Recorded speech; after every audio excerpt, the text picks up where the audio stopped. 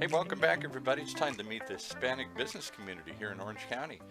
As we meet our community, powered by the Orange County Hispanic Chamber of Commerce and Orange County's only community radio station, OC Talk Radio, streaming live from our studios here at the University of California, Irvine's Beale Applied Innovation Center, with our special host, the host who knows the most people in town, Ruben Franco. Hey, Ruben. Hey, Paul. Hey, thanks. And thanks, everybody, for being on today and listening today. And for our community is your community.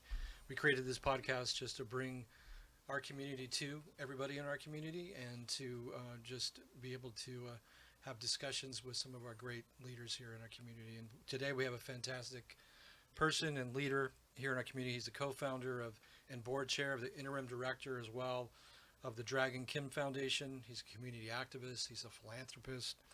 He's a storyteller. He's a teacher.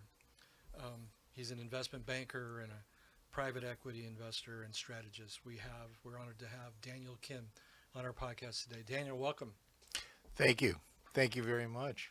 I'm honored to be here. Thanks. And we always like to start our podcast by just asking our guests, tell us a little bit about yourself personally, your family, background. Sure. Again, Daniel Kim. I guess I'm Korean American. I was born in Korea and left when I was 4 years old, so I don't remember very much of the old country. I see myself very much as an American growing up here. I'm a son of a pastor, and so I had that history, all the good stuff, and some of the troubled youth as well, kind of rebelling.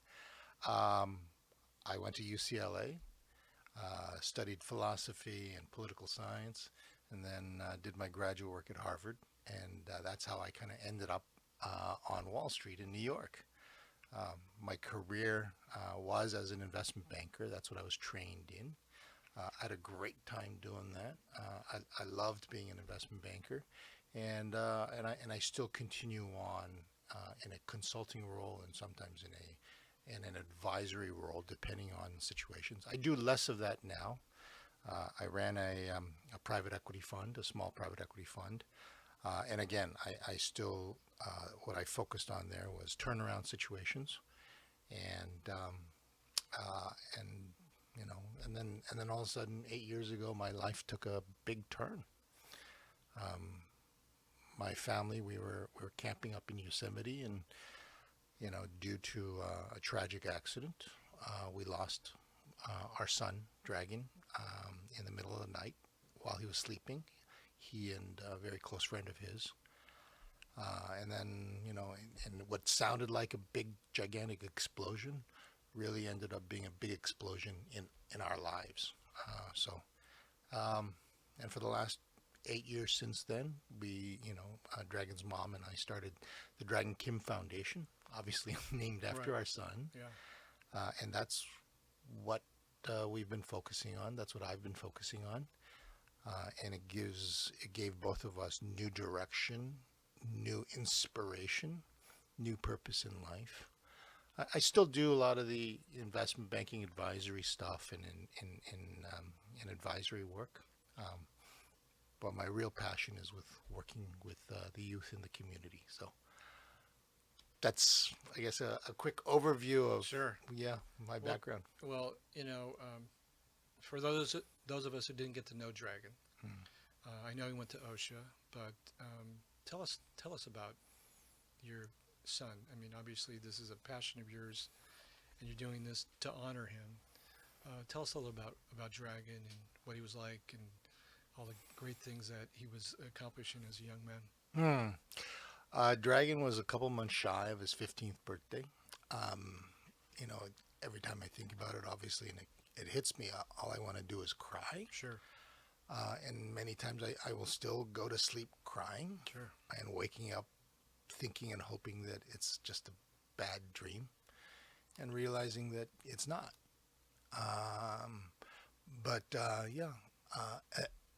What I miss most about Dragon is he was an incredible young man.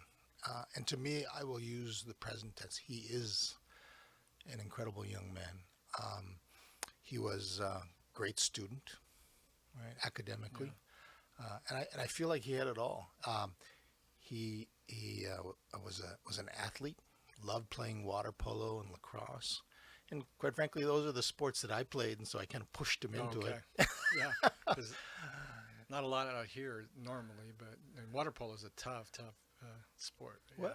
Well, there's a lot of kids playing, and certainly lacrosse is growing. Yeah, absolutely. But he loved music. He really loved music, and I remember as a kid, as a essentially a poor pastor's kid, we didn't have much, but we had a piano in the house, and my mom and dad. It felt like I was forced to play the piano, and as much as I hated it in the beginning, I look back and I realize um, it gave me so much in terms of my ability to concentrate, learn how to fail, meaning hitting all the wrong notes and Right. trying again and trying again. And then, starting to fall in love with it when I realized I actually could do it. I got really fat finger sausages, or fat sausages for fingers. So I'm never going to be a great pianist, but I played for 10 years. Wow. And so I wanted to give that to my kids, that ability to learn another language as music is. And so, yeah, Dragon took to it. He loved music. And when he got the chance, he ended up going to OSHA um, to, to be a student there. And it wasn't a choice that I necessarily would have made myself, but he did, and it turned out great for him. Um, he was also a good-looking kid, right? And he had this whole second life that I didn't even really realize. I think as a parent, you see your kids at home. I certainly saw Dragon at home. He was not incredibly talkative, but he was talkative.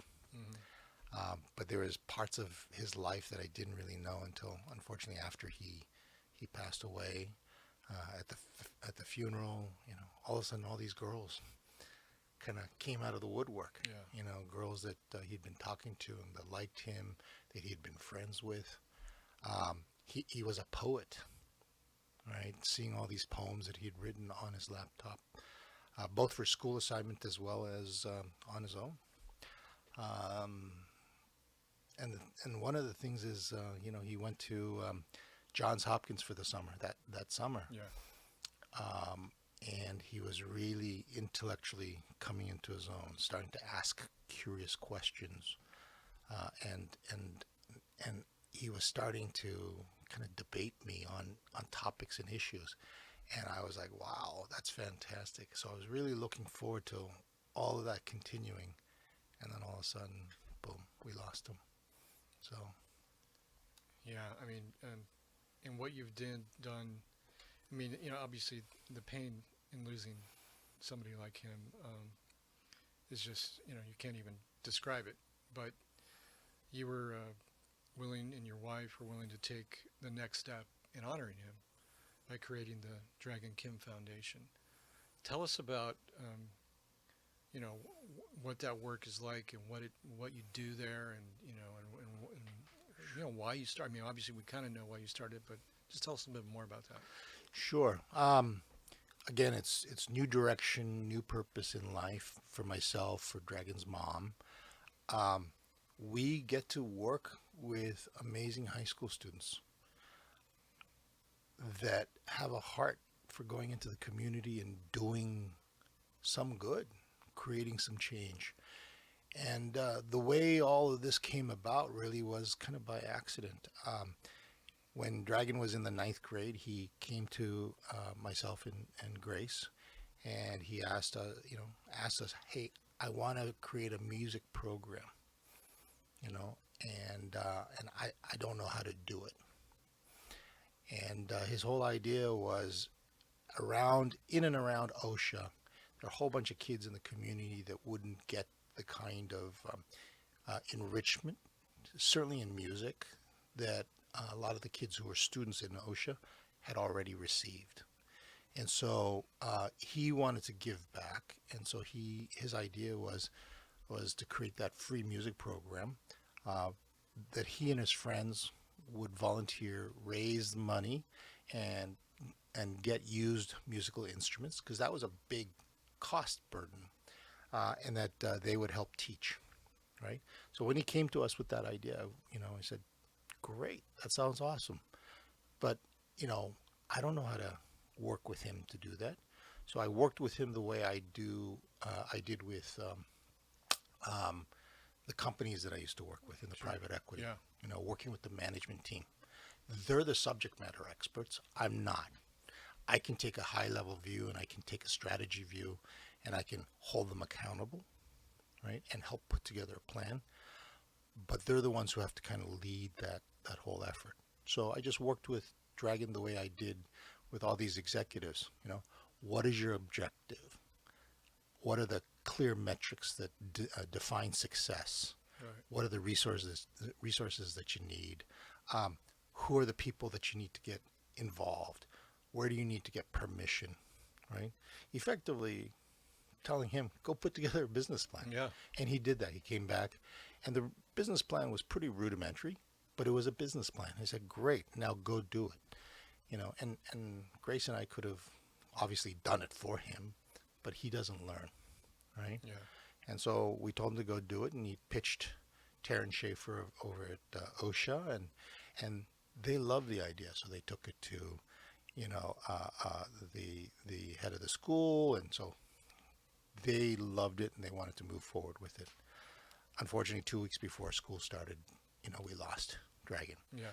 So the foundation, we created it to fund that music program.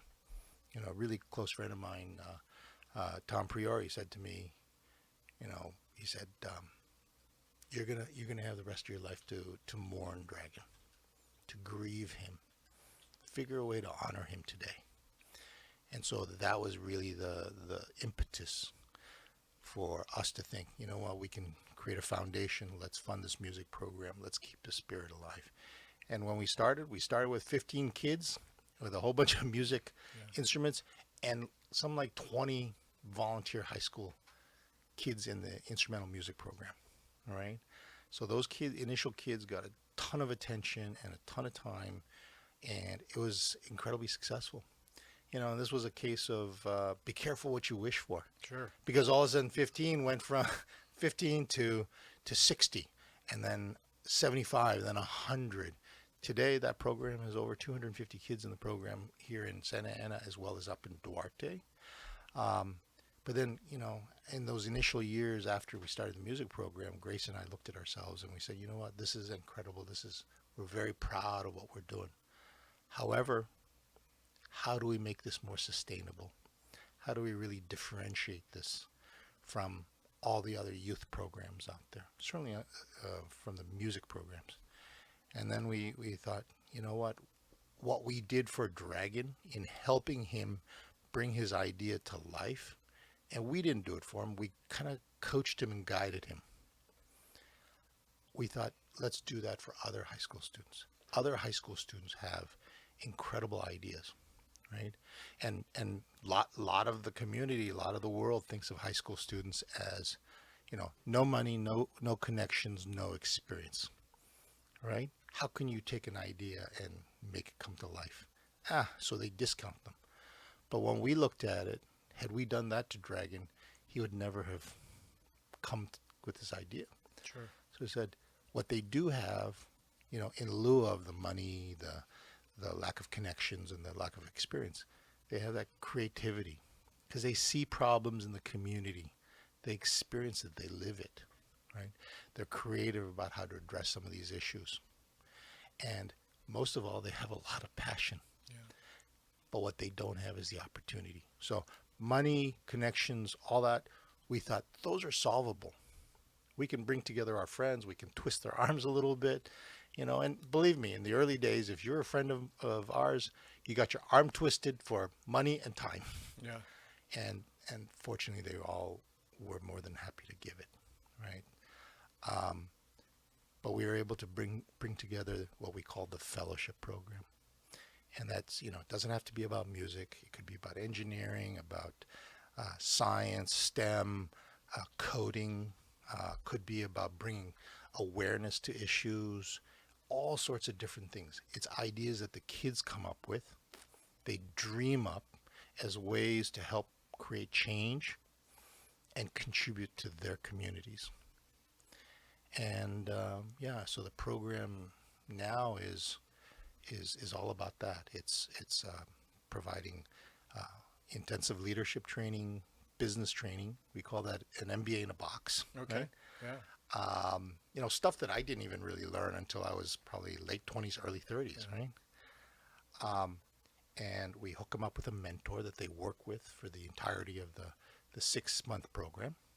And we fund them up to $5,000. So they have to put together a plan, and they put together a budget that they submit. And once the budget is approved, we start funding that up to $5,000. So it's high school students with a mentor who holds them accountable, who is their advisor. But it's their idea. They're the leaders. It's their inspiration. And they get to take this idea, to plan it out, and they get to make it come to life. And we get to be there to help them, support them, and witness what happens. And in the entirety of the program, when these kids go out and they make an impact in their community, it is incredibly touching, right? And these kids come from all over the place, you know, whether it's,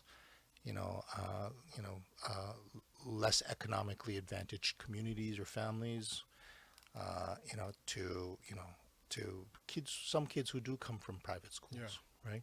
It's a very, very diverse group of kids, but they all come together. They create this team in the cohort, and they all realize, you know what? We're all so different, but we're all the same.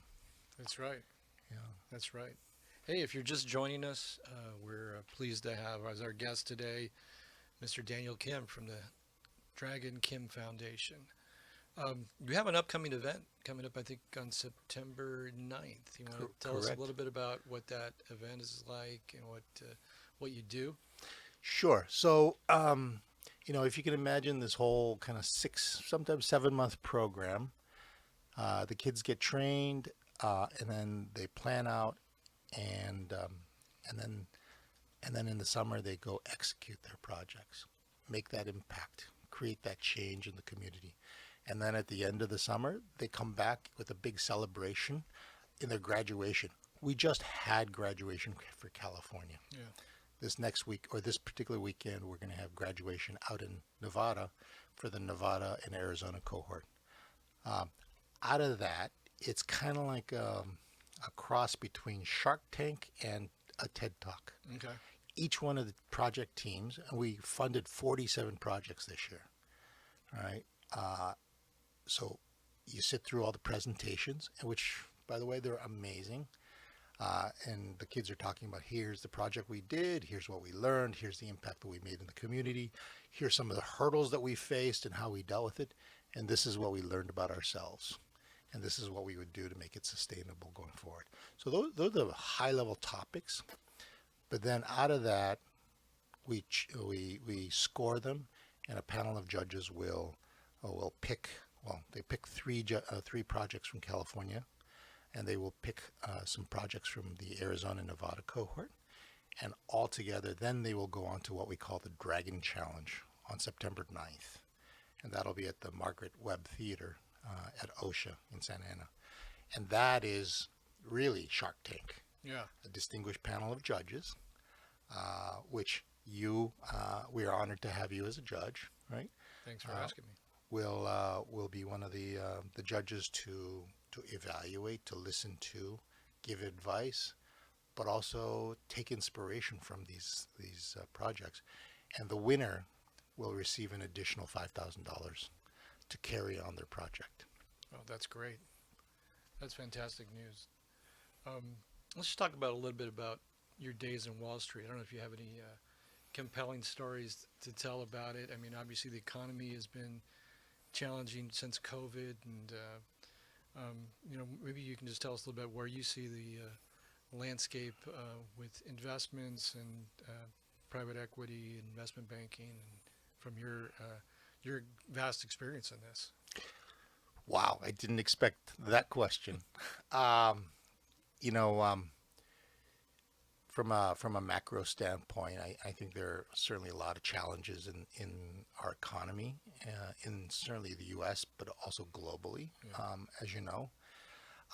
How it really translates to us and what we're looking for, or what the prospects are for these next year, 2 years, 3 years.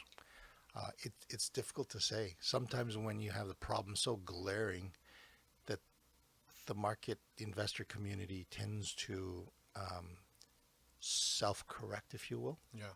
And I recall back in 2008 with the real estate crisis, one of the things that people were so afraid of, I mean, what everybody saw was the mortgage meltdown, the residential mortgage meltdown, which was due to the over leveraging through the securitization, the asset-backed securitization market, and that was starting to unravel. What was not really prevalent in the public view, if you will, was the same thing that happened with commercial real estate. Yes. All right. Yeah.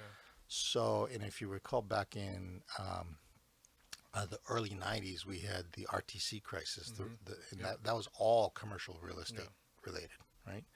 Some people took advantage of that and was able to make a ton of money, and there was this huge shift, right? There was a complete repricing of all the commercial real estate, and people were afraid the deleveraging of the commercial real estate market after '08, in '09, and even in 2010 was going to be this devastation. And the market essentially kind of self-corrected. Yes, it did, yeah. And so we didn't see the crisis in the commercial real estate market that everybody thought was going to come. We certainly saw it on the residential side. Well, and now, post 15 years, the market has certainly recovered and has done much better, even without the expansion of the asset-backed market, which is a mechanism in the capital markets that helps fuel a lot of the mortgages. So, all that being said, I have no clue what's going to happen, right? There's certainly areas that I look at, but the market really does a good job of an efficient way of self-correcting in certain areas. Not all. Yeah. Certain areas definitely will get devastated. This time around, you have high interest rates. Everybody's kind of freaking out about that. I look at the big scheme of things in terms of where interest rates are right now. In the larger scheme, it's actually not so bad. And companies and the economy here in the U.S., I think, does a really good job of adjusting, right? It may have been 2.5% mortgages, and now we're looking at probably 6.5%. But the market will adjust. Companies will adjust to higher interest rates, lower interest rates, higher costs. Whether it's materials, supplies, or whether it's labor, right? But they will adjust, and I think that's what you're seeing here. It's not comfortable for everybody. But there's certainly opportunities. One of the areas that we're really looking forward to, or that I'm really looking forward to, is actually innovation in technology, specifically environmental technology. Right? I think there's a whole vast amount of resources that are devoted there. It's drawing in entrepreneurs, innovators, scientists, engineers, business people, problem solvers, trying to address some of the big major issues. And that's where I would look to invest. Yeah, some of that work's being happened right here in our building, in the absolutely. Innovation Center. So it's at UCI. So it's pretty amazing that you say that. It's interesting discussion too, just on where office space goes. Obviously, there's some challenges with people coming back to work and working out of an office or working from home, and what that's going to do to the market. So that asset class definitely has its challenges compared to others. And so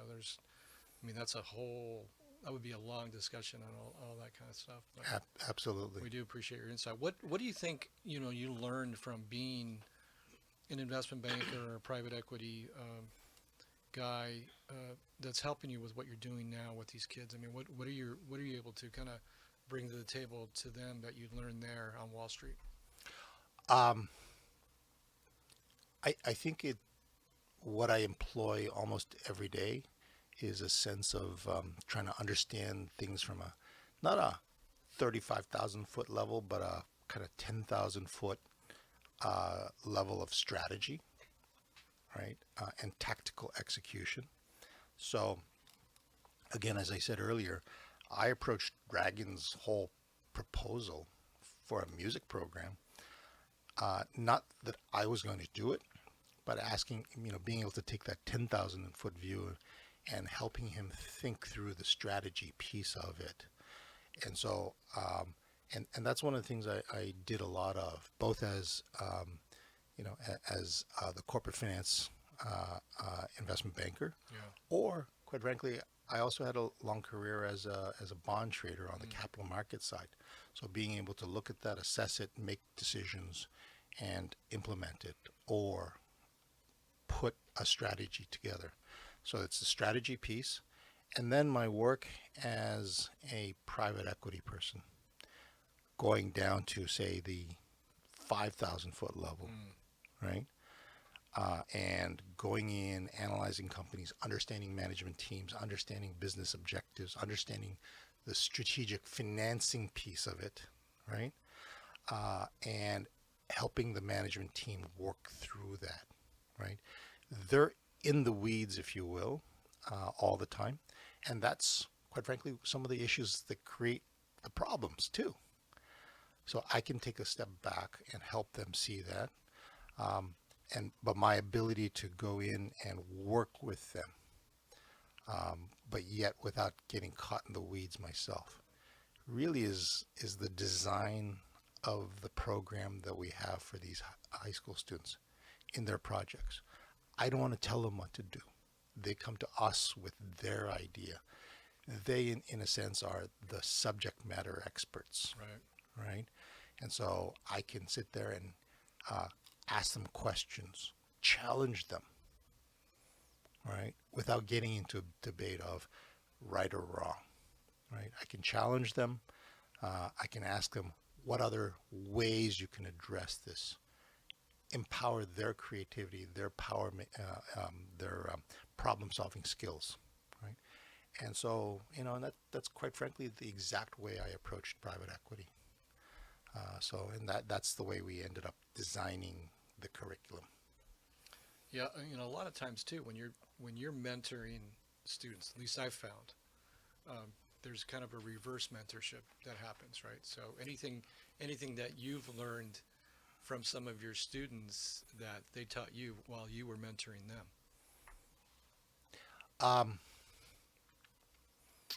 Yeah. I hate to say it, but I too was guilty of thinking that high school students, are high school students. Right. That their capacity and their ability was pretty limited, right? And then in working with my own son, Dragon, and then subsequently my daughter, Hannah, and working with all these other kids, I realized, wow, their ideas are incredible, right? Super intuitive, creative, and they have passion. A lot of it is undirected passion, Sure. and that's okay. Yeah. But that was probably the biggest lesson that I learned, is that these kids actually could do it. And so out of that, one of the biggest lessons for me is be open-minded, right? There's a lot that these kids, there's a lot of wisdom in these kids if we're willing to let our own egos aside and to be willing to learn, right? And, part of my job, on Wall Street was to think that I knew it all, right? Having done the analysis, having put together the strategy and putting together all that analysis, and that somehow I was right or my team was right. And then, to humbly realize, what?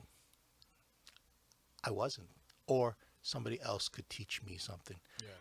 Particularly a 15, 16-year-old kid, right? And I use the word kid deliberately because that's kind of the attitude.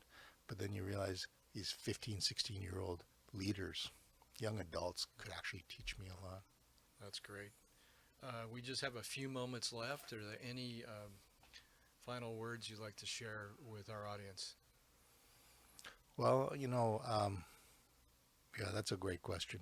Orange County has been this is our home. This was Dragon's home, Yeah. and we loved being here. I gotta say, this whole area. Before I had kids, I thought it's like, oh my God, how boring. And then all of a sudden, I had Dragon, and I realized, oh my God, this is the greatest place on earth. Yeah. But this is our home, and this is where we wanna continue to live and to foster and to grow. And that we have this incredible resource of this next generation and the generation after that. And I think we really need to take care of them. And so I invite everybody in the community to really be mindful of that and to help each other, empowering these kids. I think one of the things that all of them talk about at the end of the program is, at the beginning of the program is, I have this idea, but I don't know how to do it. And at the end of the program, they say, holy cow, I did it. And I realize I can do anything I set my mind to.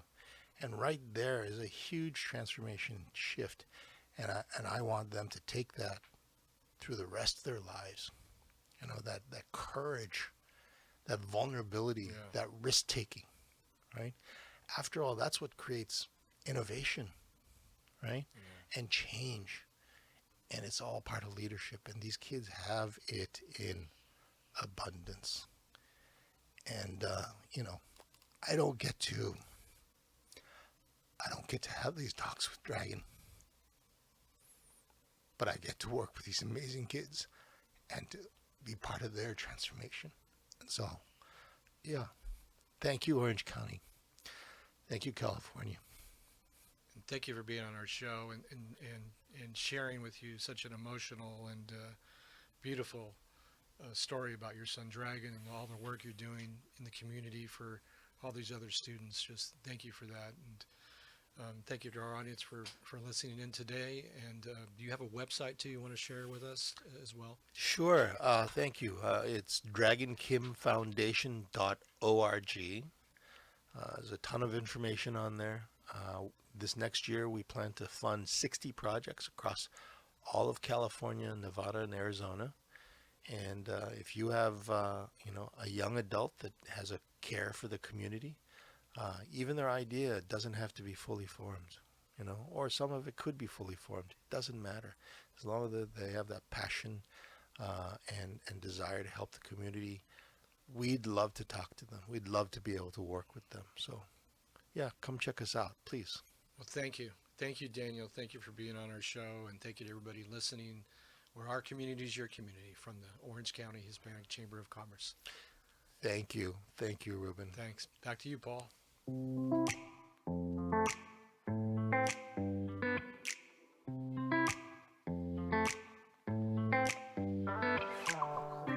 Well, there you have it. Wow, a very powerful, emotional reason to tune in each and every time so that you don't miss any of the amazing members of our community here. Our community is your community.